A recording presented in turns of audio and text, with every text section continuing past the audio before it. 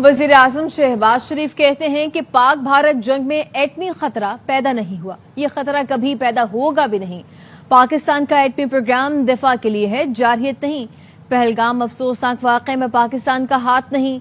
भारत ने वाक़े की आड़ में पाकिस्तान पर हमला किया।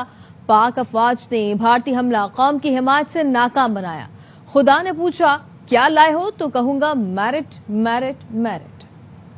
Pahalgam incident, sad as it was, and it is, Pakistan had no contribution in that. Pakistan was victim of aggression in the month of May. Our armed forces showed the highest level of professionalism, acumen, and bravery.